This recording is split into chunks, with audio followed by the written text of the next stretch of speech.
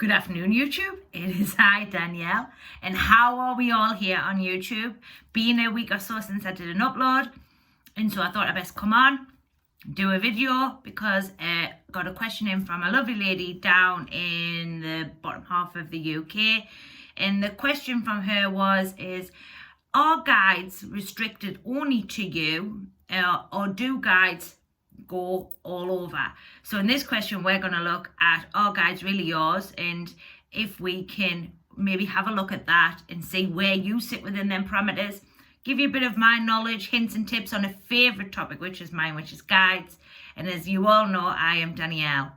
So if you're new to the channel, please think about subscribing, liking, maybe sharing. And for those who are returners, please do share the video around, like it, maybe give us some comments, let me know where you sit within the comments box of this particular topic. So let's talk about guides. As many of you know, and as I've spoke about quite heavily here on the channel previously, guides are a big thing for me, and I'm a great believer in the understanding of guides and how guides work and how they work within our mediumship and what their sole purposes really are.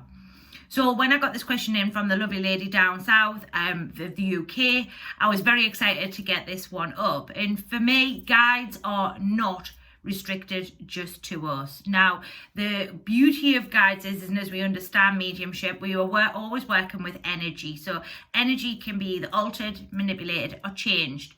So when we're talking about guides, what can really happen is for example, my guide may be working with 4 or 5 different people. I know he works with another individual.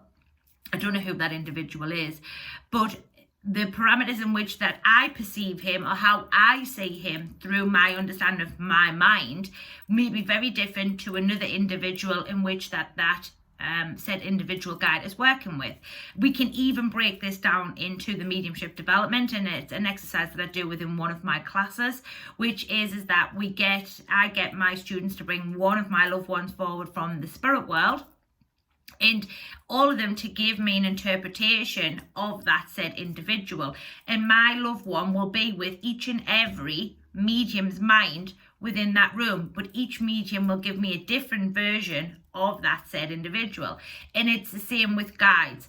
Guides are always free-willed. We have to always talk about that. Now, some guides will work with solely only you, depending on if that's an agreement you have with that guide and that guide has agreed to that. Other guides will work with multiple mediums all across the world in all different places. They can even be working with one medium, I don't know, in the south of the UK, and be working with me at the same time.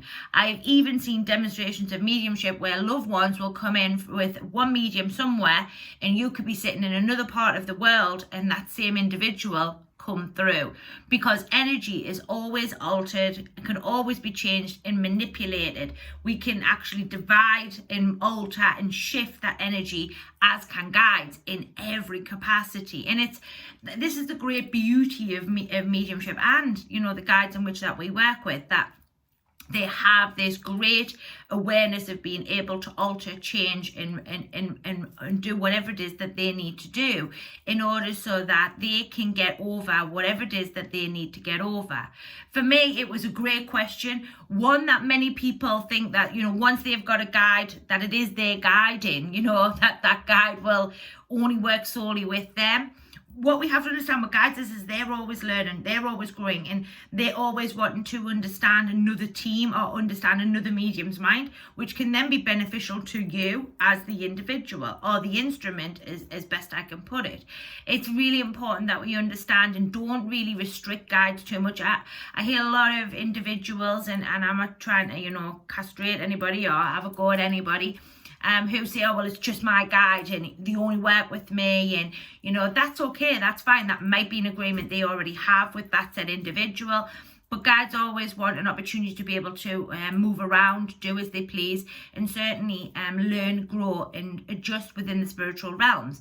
So in answer to the question, short video this one, but in answer in short to the question, do guides only solely belong to you? Yes, if that's an agreement in which that you have already associated with that guide and that guide has agreed to it. But ultimately, majority of the time, most guides are working with 5 or 6, maybe 10, maybe 20 different mediums all across the world, all across the platforms in whichever capacity is needed. What we have to understand is that the perception of that energy will be altered and changed through your mind. So where one may say, I don't know, Red Indian, or they may say just an ordinary person, it just depends on how that medium perceives that energy and how that energy is then filtered through their mind in order to be able to say that particular guide. Also, as just a quick note then, an inspiration from the spirit world, the guides can actually be talking to you and not even be that close. They could be somewhere else within the spiritual world, and if you were to connect and ask for that guide, they will still be able to talk to you, because that establishment has already been made, that connection to that energy has already been made. So you are never ever on your own. That guide is always available, even if they're working elsewhere. They are not bound by the physical body. They're not bound by the limitations in which that this physical body brings to us as the instrument. When we understand that the guides are energy and the spirit world is energy, and it is an ultimately completely massively evolutionary, huge, in that we can alter and they can alter in any way they so see fit. So if the lady who gave us the question, thank you very much for it. I hope everybody is well here on the channel. Thanks to everybody who joined us for the live Q&A, and I hope that you continue to support the channel. If you're looking to donate, and as some people have asked me, there is an email within the link of the comment section. Certainly do. The money will go back into the channel for, new lights or more equipment or whatever it may be that we feel we need. For me, it's always an opportunity to bring you a better service and a better quality of videos. So in this video, we've talked about, are guides really yours? Do they belong to you?